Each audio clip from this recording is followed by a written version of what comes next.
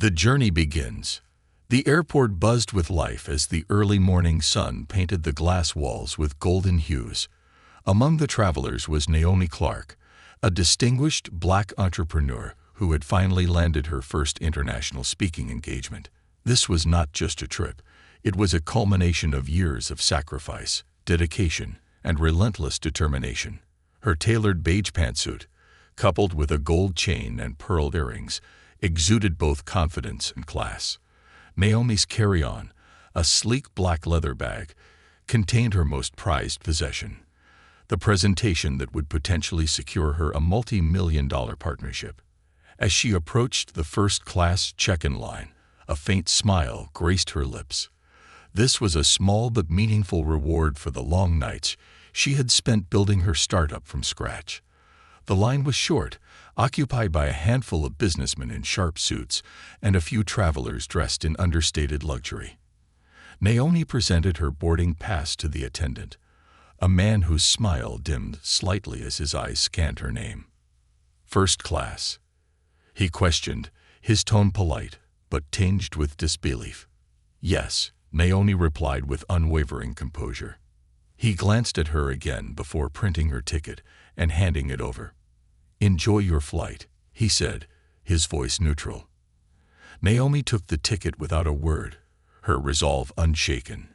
She had encountered this type of subtle doubt before, and though it stung, she refused to let it overshadow her achievement. Her heels clicked against the polished tile floor as she made her way to the gate. She was greeted by a sea of people, some seated with headphones on, others juggling coffee cups and travel documents. Naomi joined the first-class boarding line, feeling a small thrill as her seat awaited her. Yet the moment she stepped into the cabin, that thrill evaporated.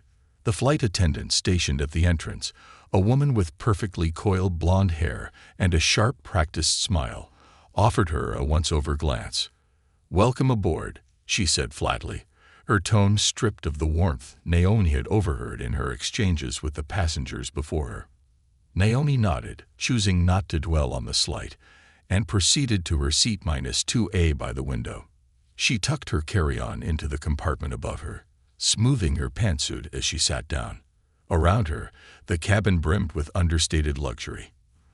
The leather seats, the hushed tones, and the faint scent of fresh coffee promised a serene journey. As the plane filled with passengers, Naomi noticed the care the flight attendants lavished on others. A man across the aisle had his champagne flute topped off almost as soon as he sat down. Another passenger, a woman dressed in designer athleisure, was greeted with a warm, "Let me know if you need anything at all, Mrs. Carter." Naomi glanced up, waiting for similar treatment. None came.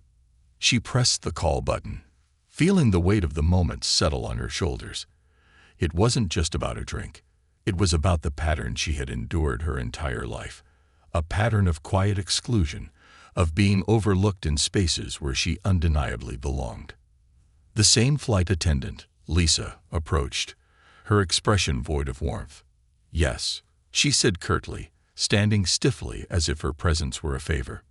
"May I have some water, please?" Naomi asked, her tone polite but firm. Lisa hesitated before nodding. "We'll be starting the drink service shortly," she replied before walking away without another word. Naomi's jaw tightened. She glanced around and noticed the easy smiles and light banter the attendants shared with the other passengers.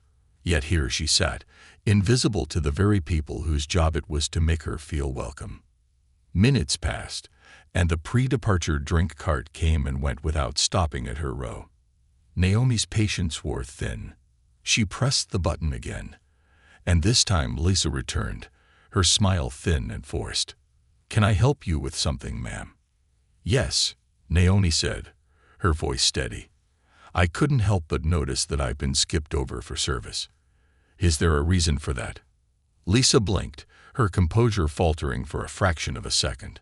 "I'm sorry if you feel that way, but we treat all passengers equally," she said, her tone defensive. Naomi held her gaze. "I wasn't asking about feelings. I'm asking about actions." Lisa's cheeks flushed as she muttered an apology and walked away, leaving Naomi to wonder if she'd ever get her water. As the plane taxied down the runway, Naomi glanced out the window at the vast expanse of sky awaiting them. She took a deep breath, reminding herself of the larger goal. This trip was about her success, her future.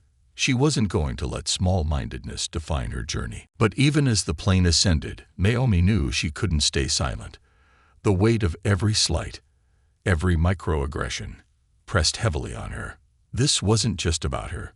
It was about what her silence might mean for the next person who looked like her, sitting in a seat they had earned, only to be treated as though they didn't belong. She closed her eyes briefly, steadying her resolve. The journey had only just begun, but the fight for respect was already in full swing. The tipping point. The flight had reached its cruising altitude, and the seatbelt sign blinked off with a soft chime. Naomi adjusted her posture and opened her laptop, ready to immerse herself in final preparations for her presentation. The glow of the screen reflected on her face as she reviewed the slides she had meticulously crafted. Each bullet point was a reflection of her expertise, and each graph bore testament to the hours she'd spent perfecting her work. But as focused as Naomi was, she couldn't completely ignore the interactions happening around her. The flight attendants, moving with rehearsed elegance, were attending to every request, except hers. The man across the aisle had already received his second glass of champagne, accompanied by a warm laugh from Lisa, the same attendant who had treated Naomi with indifference. Naomi pressed the call button again, determined to stay composed. She wouldn't let the growing tension in her chest betray her calm exterior. This time, a younger flight attendant appeared. Her nervous demeanor and quick movements hinted that she was new to the job. "Yes, Mom," the young woman asked, her eyes darting between Naomi and the surrounding passengers. "Could I have some water, please?" Naomi repeated, her tone patient but firm. The attendant nodded quickly. "Of course, I'll bring it right away." Naomi watched her retreat toward the galley. The minutes ticked by, but the water never came. Instead, she heard faint whispers coming from behind the curtains separating the galley from first class. "She's just being difficult," Lisa said in a low voice, her frustration clear. "You need to be careful," a man's voice replied. Naomi guessed it was another flight attendant. She doesn't look like the type to let things go. Naomi clenched her jaw. Their words weren't loud, but they carried the weight of every dismissal she had experienced before. Difficult. The label stung, not because it was new, but because it was predictable. It was a word often used to discredit, to deflect from the real issue. When the younger attendant finally returned with a small plastic cup of water, Naomi accepted it with a polite nod. She didn't miss the way the cup lacked a napkin or the careful presentation given to other passengers. It was a small detail, but it spoke volumes. Naomi took a sip of the lukewarm water and set the cup aside. She wasn't thirsty. What she needed was clarity, and she knew she wouldn't find it in this indifferent service. Instead, she decided it was time to take control of the situation. She closed her laptop, straightened her shoulders, and pressed the call button a third time. This time, Lisa appeared, her expression carefully neutral but her posture rigid. "Yes, Mom?" Lisa asked, her tone clipped. Naomi met her gaze with calm resolve. "I've noticed that my experience in first class has been markedly different from that of the other passengers. Could you help me understand why that is?" Lisa's eyes flickered with surprise, but she quickly masked it. "I'm sorry if you feel that way, Mom," she replied, her voice carrying the same hollow professionalism Naomi had heard earlier. "I'm not asking about feelings," Naomi said, her voice steady but sharp. "I'm asking about actions. For example, why was my drink request ignored multiple times? Why has your tone with me been so different from your tone with other passengers?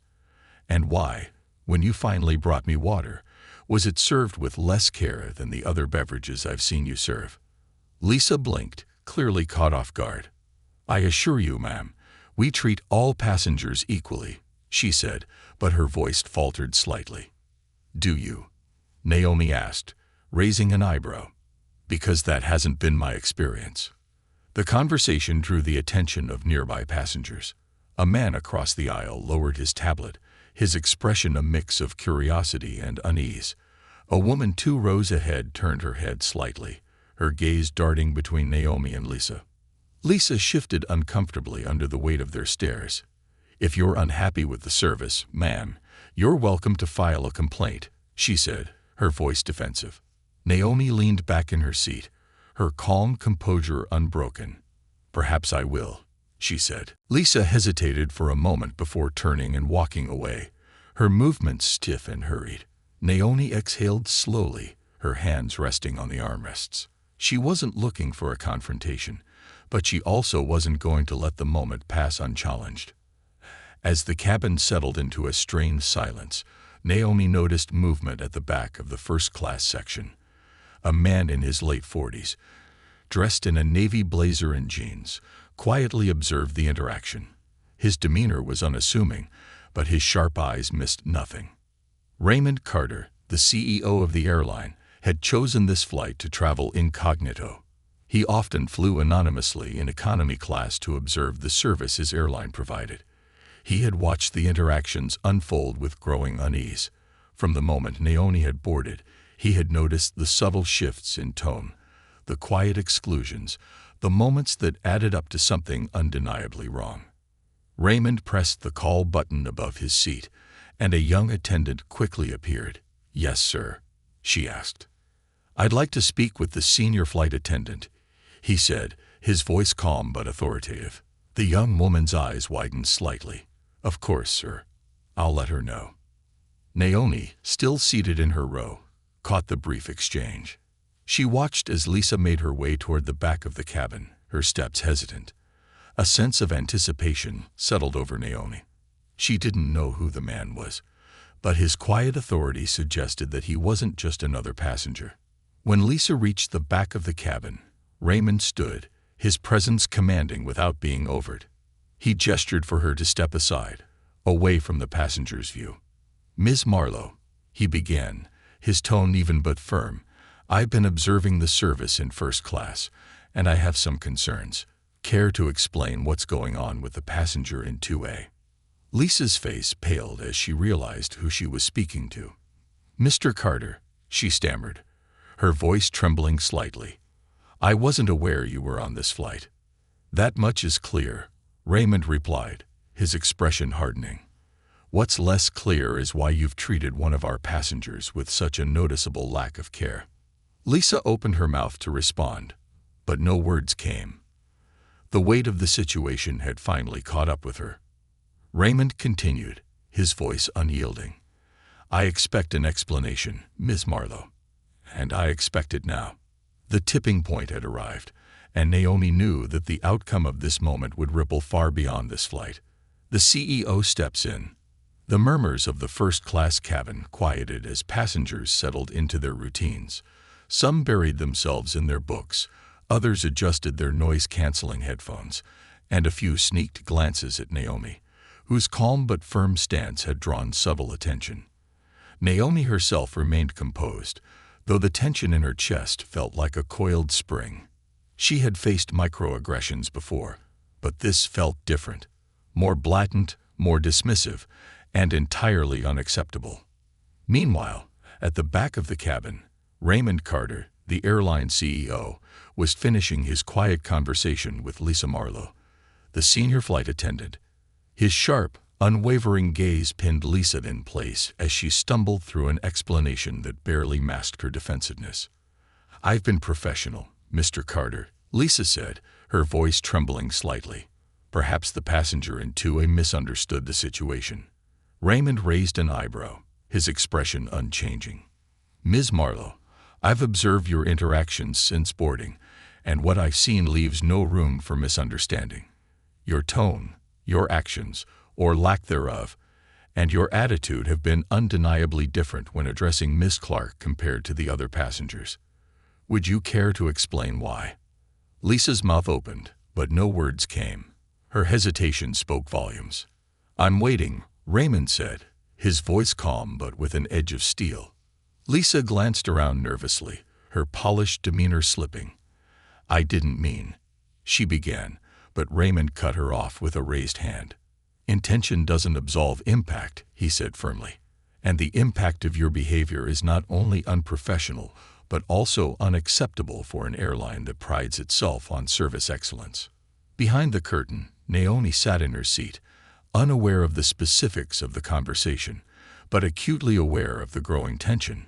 She could see Lisa's figure stiffen as she spoke with the man in the blazer. Naomi had no way of knowing who he was, but his presence and authority were palpable even from a distance. Just as Naomi turned her attention back to her laptop, the younger flight attendant reappeared at her side. Her face was pale, her hands slightly trembling as she spoke. "Miss Clark," the attendant said softly, "the CEO of the airline would like to speak with you." Naomi blinked, taken aback. "The CEO," she repeated. "Yes, Mom. He's asked if you could join him in the galley." Naomi nodded, curiosity flickering in her eyes. She rose gracefully from her seat, smoothing her blazer as she made her way down the aisle. The other passengers followed her with their eyes, some openly staring, others pretending to be engrossed in their magazines or tablets. When she reached the galley, she found herself face to face with the man in the navy blazer. He offered her a warm but serious smile. "Miss Clark," he said, extending a hand. "I'm Raymond Carter, the CEO of this airline. Thank you for taking the time to speak with me." Naomi shook his hand firmly, her expression neutral but attentive. "Mr. Carter," she said, her tone polite, "this is unexpected." "I imagine it is," Raymond replied.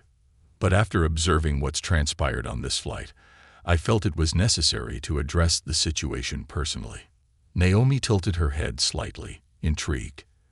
"And what situation is that?" Raymond's expression hardened as he turned to Lisa, who stood to the side, her face pale and her posture stiff. "Ms. Marlowe," Raymond began, his voice taking on an authoritative edge, "would you care to explain why Miss Clark has received a level of service that is markedly inferior to that of her fellow passengers?" Lisa fumbled for words, her composure crumbling. I didn't intend." Raymond cut her off. "This is not about intention. It's about execution. And your execution has been unacceptable." He turned back to Naomi, his expression softening. "Miss Clark, I'd like to formally apologize for the treatment you've received. This is not reflective of our company's values, and I take full responsibility for ensuring it doesn't happen again." Naomi studied him for a moment, her gaze steady. "I appreciate your acknowledgement, Mr. Carter," she said. "But an apology doesn't erase the experience. This is a systemic issue, and I'm just one passenger among many who've likely faced similar treatment." Raymond nodded, her words striking a chord. "You're absolutely right," he said. "And that's why this won't end with an apology. I'm committed to taking concrete steps to address the biases that have been allowed to fester within our organization." Lisa, who had remained silent up to this point, finally found her voice. "Mr. Carter, I assure you." "Enough," Raymond said sharply, cutting her off. "Your behavior has not only embarrassed this airline, but has also caused harm to a passenger who entrusted us with her travel. Effective immediately, you are relieved of your duties. Someone will meet you upon landing to discuss your termination." Lisa's face drained of color. She opened her mouth to protest but thought better of it. Instead, she turned and walked away, her steps brisk and her head down. Raymond turned back to Naomi. "Miss Clark, I hope you'll accept my personal commitment to ensuring that this experience is addressed at every level of our organization." Naomi nodded, her expression softening slightly. "I appreciate that, Mr. Carter. But remember, words must be backed by action. I'll be watching closely to see how your airline handles this." "You have my word," Raymond said, his voice firm. As Naomi returned to her seat, the atmosphere in the first-class cabin was noticeably different. The tension had shifted, replaced by a quiet respect from the passengers who had witnessed the events unfold. Naomi, ever poised, opened her laptop and resumed her work. She wasn't one to bask in moments of victory, especially when the fight was far from over. Raymond, meanwhile, returned to his seat in economy, his mind already racing with plans to address the deeper issues within his airline. He knew this was just the beginning of a long journey, a journey that required more than words or symbolic gestures.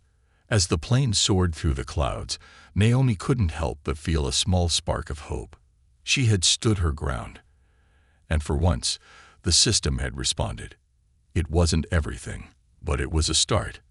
And sometimes, a start was all you needed to change the trajectory of the future. A chain reaction begins. The first-class cabin was unnaturally quiet after Naomi's return to her seat. The hum of the engines filled the space, but the usual low chatter and soft clinking of glasses were conspicuously absent. Passengers shifted uncomfortably in their plush leather seats, pretending to look at their screens or magazines while their curiosity bubbled beneath the surface. Naomi, poised and composed, resumed working on her laptop, her fingers dancing across the keyboard as if the earlier confrontation had no effect on her. But it had. Naomi's mind was racing, not with anger, but with a calculated clarity. This wasn't the first time she had faced this kind of treatment, but it was the first time someone in authority had stepped in so decisively. She couldn't help but wonder. Was it because she had pressed her case firmly, or had she simply encountered the rare leader who recognized the weight of such moments? Raymond Carter, seated inconspicuously in economy, felt the weight of the confrontation himself. As the CEO of the airline, he prided himself on maintaining a high standard of service. Yet, what he had witnessed today was not just an anomaly. It was a glaring symptom of a much deeper issue. He scrolled through his phone, pulling up the contact list for his executive team. One name stood out: Melanie Hayes, the Chief Operating Officer. He fired off a quick message. "We need to meet immediately after I land. Critical personnel and policy review required. Priority. High." Raymond set the phone down and leaned back in his seat, staring out the small oval window at the endless expanse of sky. He wasn't just thinking about Lisa Marlowe's behavior. He was thinking about the countless passengers who had endured similar treatment without the benefit of someone like him observing. He knew this moment couldn't end at 35,000 feet. It needed to ripple through the organization. As the flight continued, Naomi noticed a subtle shift in the energy of the cabin. The younger flight attendant, whom Naomi had mentally nicknamed the Apologizer, was now hyper-attentive, stopping by Naomi's seat every 15 minutes with offers of coffee, water, or snacks. While the effort was appreciated, Naomi couldn't ignore the fact that the sudden change in service wasn't out of genuine care, but rather out of fear. "Miss Clark, can I get you anything else?" the attendant asked nervously, her hands clasped in front of her. Naomi glanced up from her laptop. "I'm fine, thank you," she said with a polite but firm tone. She could feel the other passengers' eyes on her, their silent stares adding weight to every interaction. Across the aisle, an older man in a navy suit finally broke the silence. "Excuse me," he said, leaning slightly toward Naomi. "I just wanted to say, well, I'm sorry you had to go through that. It was uncomfortable to watch." Naomi turned to him, her expression softening slightly. "Thank you," she replied. "But this isn't just about me. It's about addressing a larger problem." The man nodded, his face flushed with unease. "I've flown this airline for years," he said quietly. "Never thought something like this could happen in first class." Naomi raised an eyebrow. "It happens everywhere," she said. "First class, boardrooms, conference halls. The setting doesn't change the reality for people like me." The man leaned back in his seat, his discomfort palpable, but Naomi wasn't trying to make him feel guilty. She simply wanted him, and everyone else who had witnessed the events, to understand that this was not an isolated incident. Meanwhile, back in the galley, Lisa Marlowe sat on a small fold-down seat, her head in her hands. Her entire world felt like it was crashing down around her. Losing her job was bad enough, but the humiliation of being reprimanded in front of a passenger, and now likely the entire first-class cabin, was unbearable. Jeff Wallace, her colleague, stood nearby, arms crossed as he leaned against the counter. "You should have just apologized," he said, his voice low but firm. Lisa snapped her head up, her eyes flashing. "I didn't do anything wrong," she hissed. "She's blowing this out of proportion. She's just looking for something to complain about." Jeff shook his head, his expression grim. "No, Lisa, she wasn't. You did treat her differently, and you know it. You just didn't think anyone would notice or care." Lisa opened her mouth to argue but stopped. Deep down, she knew Jeff was right. She hadn't intended to treat Naomi poorly, but her biases had surfaced in ways she hadn't even realized or hadn't cared to control. "Look," Jeff continued, his tone softening slightly, "maybe this is a wake-up call. You're not the only one who needs to do better. We all do. But pretending you're the victim here isn't going to help anyone, least of all you." Lisa slumped back in her seat, the weight of his words pressing down on her. As the plane began its descent, the captain's voice crackled over the intercom, announcing their imminent arrival. Naomi packed away her laptop and gazed out the window, her thoughts swirling.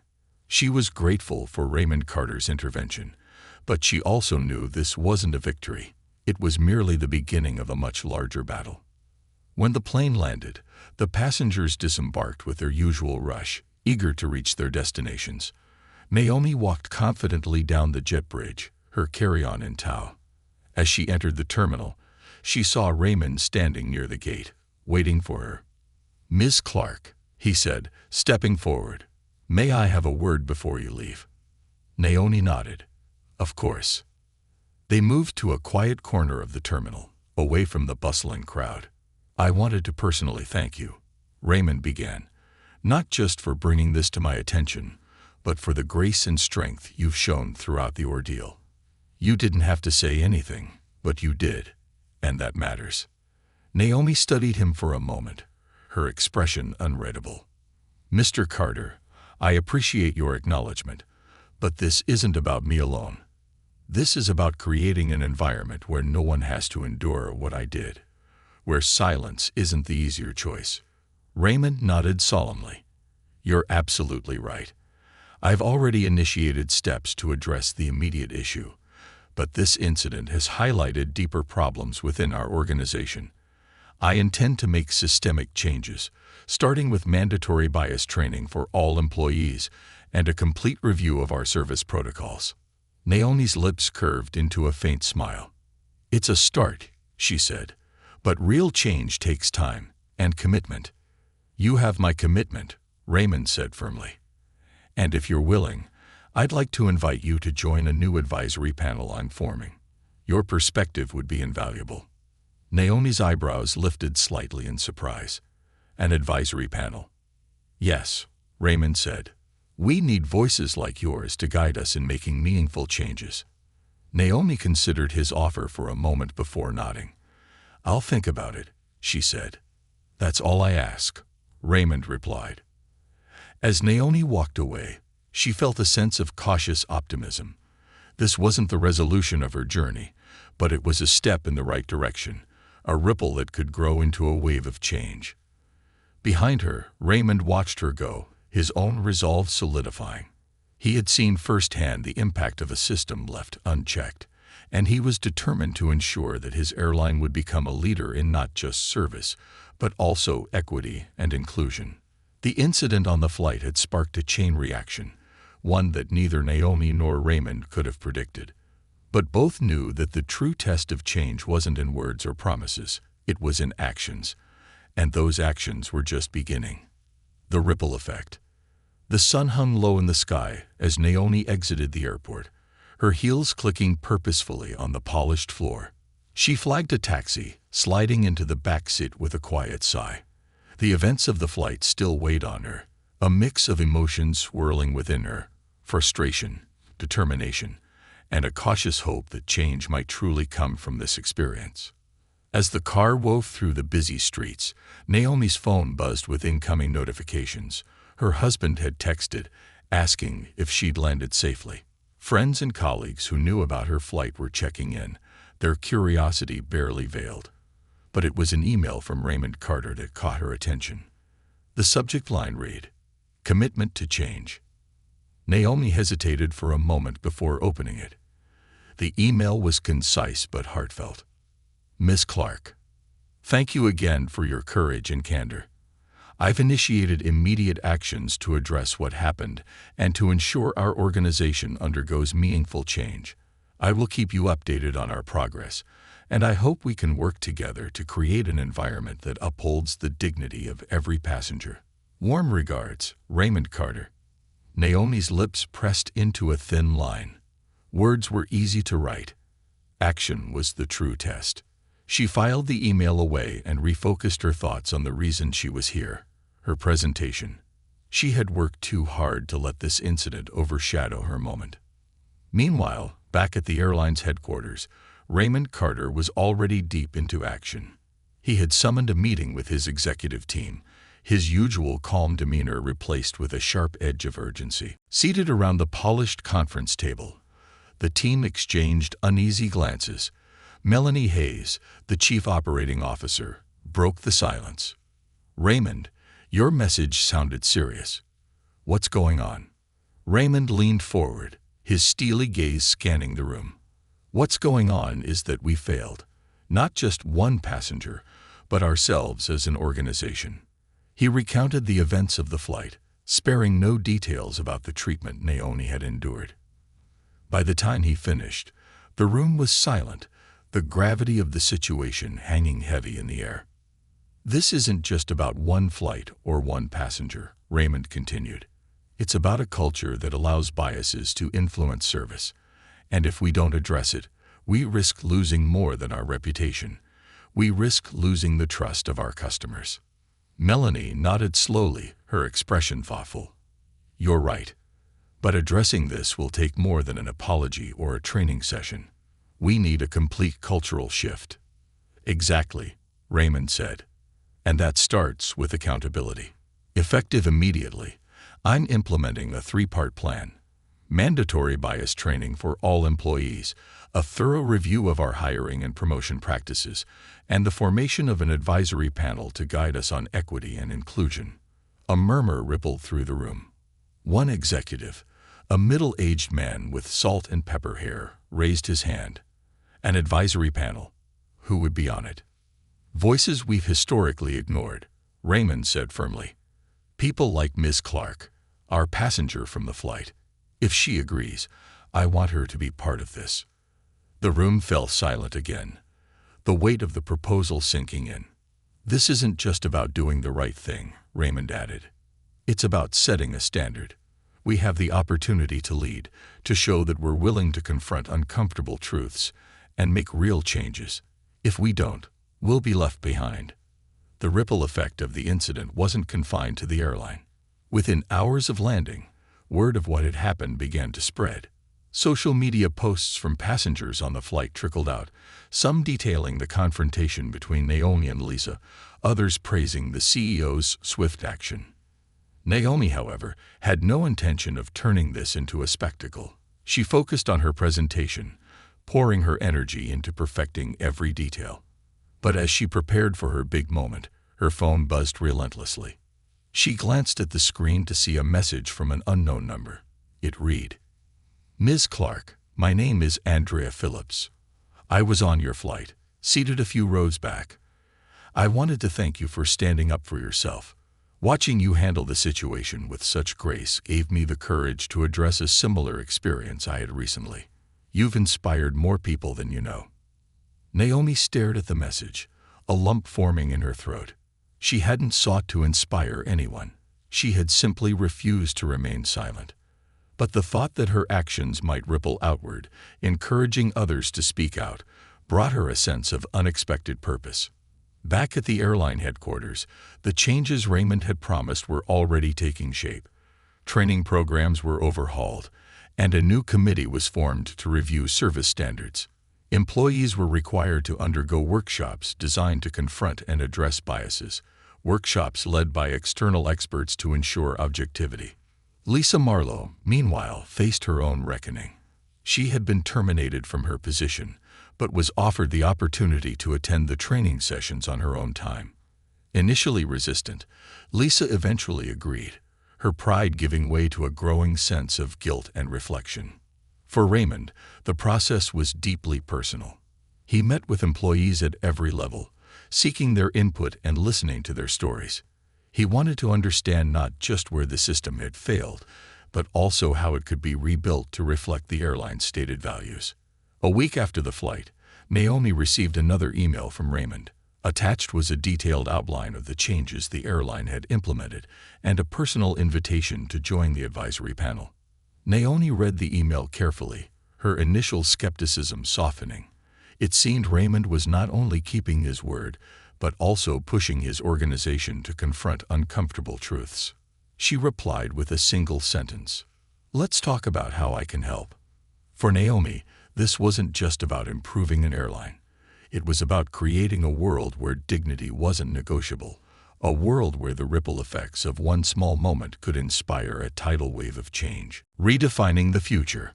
A month had passed since the flight that had sparked a quiet revolution. Naomi Clark sat in her home office, gazing out the window at the golden autumn leaves swaying in the breeze. She had just wrapped up a virtual meeting with her newest client, a direct result of the presentation she'd given on that fateful trip. The contract was a game-changer for her company, a testament to her resilience and expertise. Yet, even in the glow of professional success, her thoughts often wandered back to that flight. Not out of bitterness, but because it had set off a cascade of events that continued to ripple through her life and beyond. Her inbox was now flooded with messages from strangers, passengers, employees, and even people who had simply heard about the incident. Some shared their own stories of bias and exclusion, thanking Naomi for being a voice they hadn't known they needed. Others offered support or sought her advice on how to navigate similar situations. Among those messages were frequent updates from Raymond Carter. True to his word, the airline CEO had made good on his promises.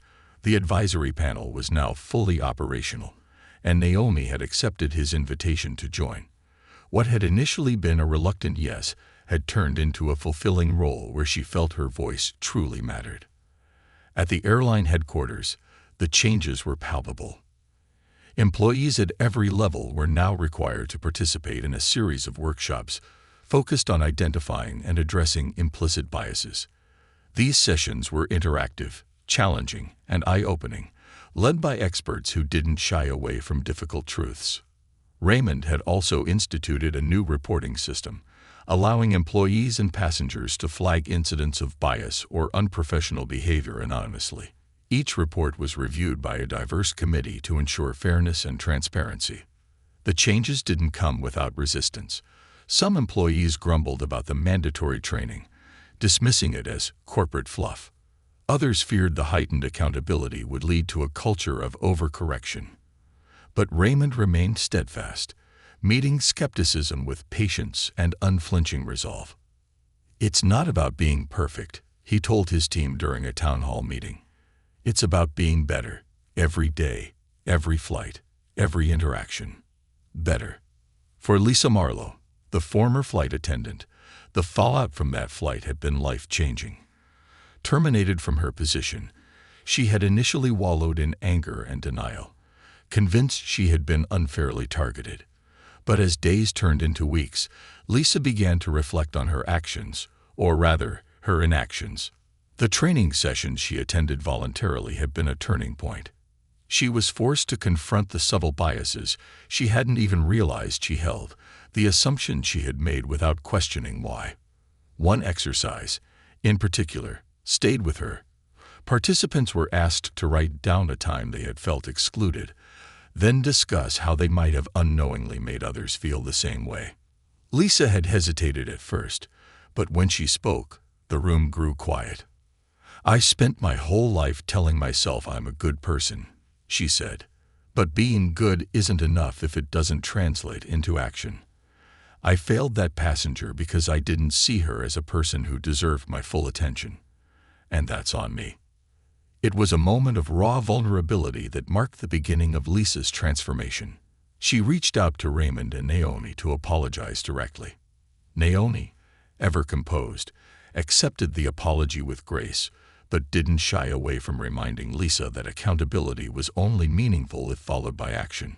"I appreciate your words," Naomi had said, "but what matters most is what you do next." The ripple effect extended far beyond the airline. News outlets had picked up on the story, framing it as a turning point in how corporations address systemic biases.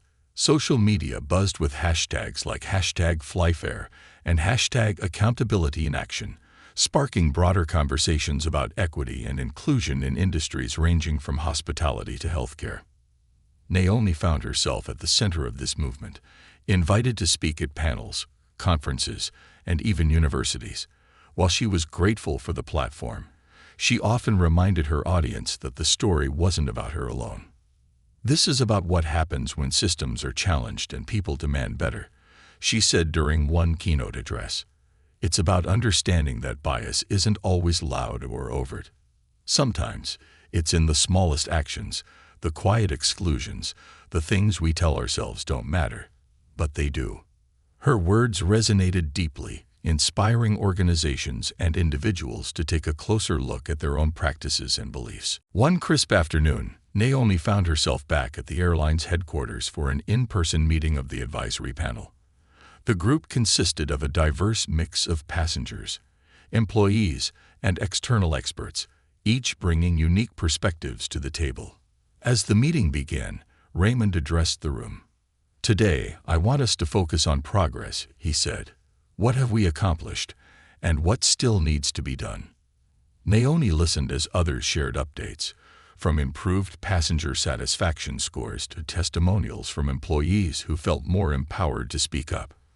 But when it was her turn to speak, she didn't sugarcoat her words. "We've made strides," she said, "but progress isn't a straight line.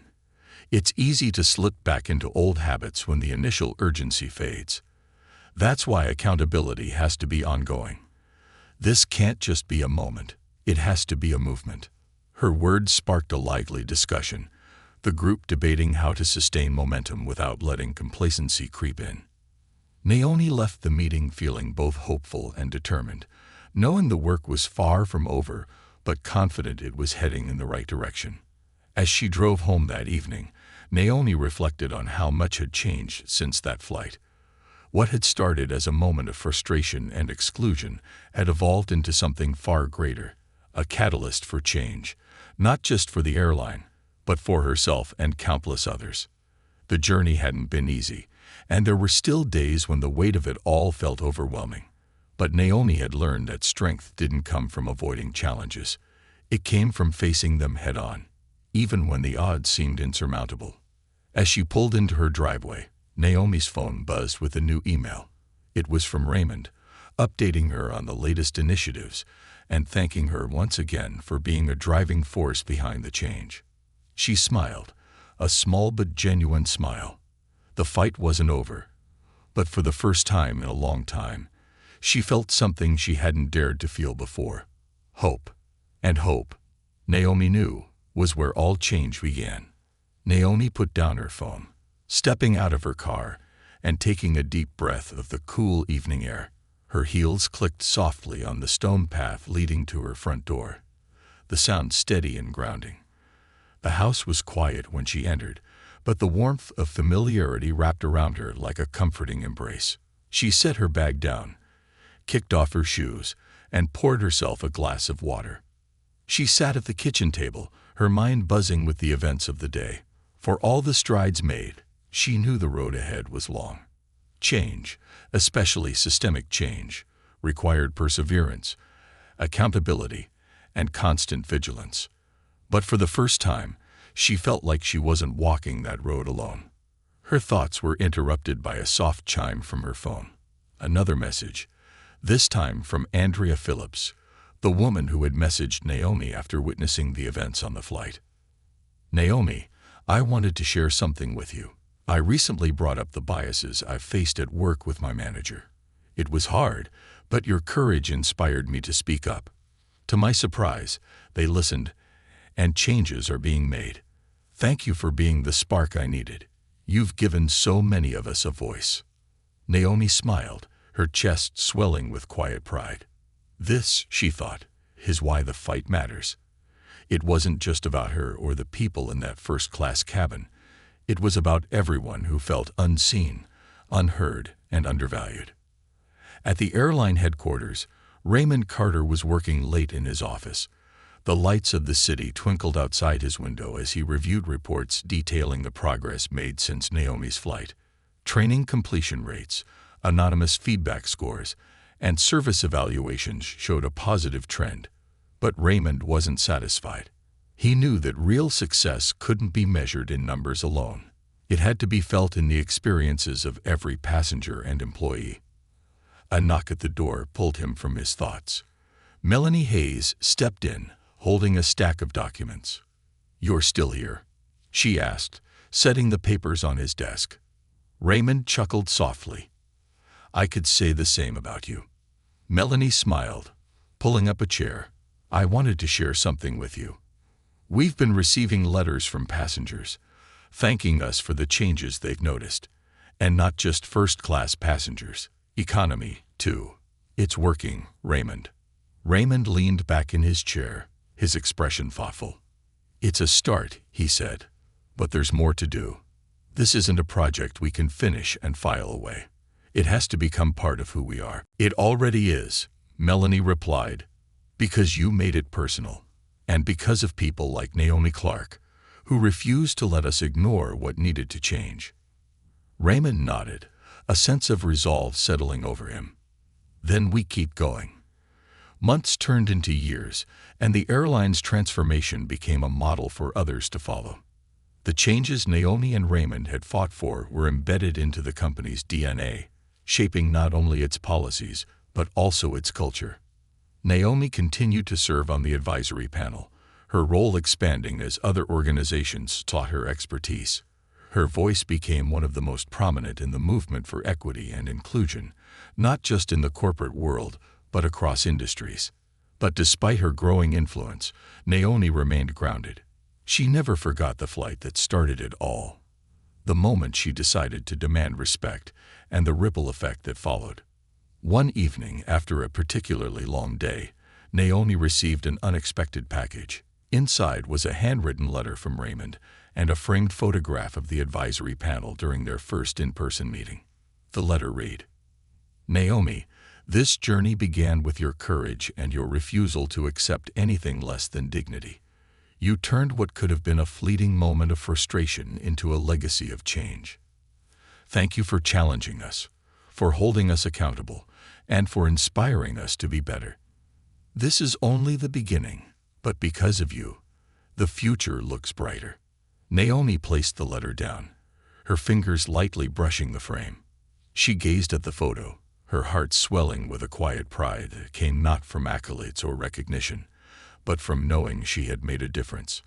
As she set the frame on her desk, she thought about all the people who had reached out to her, all the voices that had joined hers in demanding better. The fight wasn't over. It never truly would be. But Naomi was no longer walking that road alone. And in that moment, she knew the future wasn't just brighter. It was worth every step of the journey.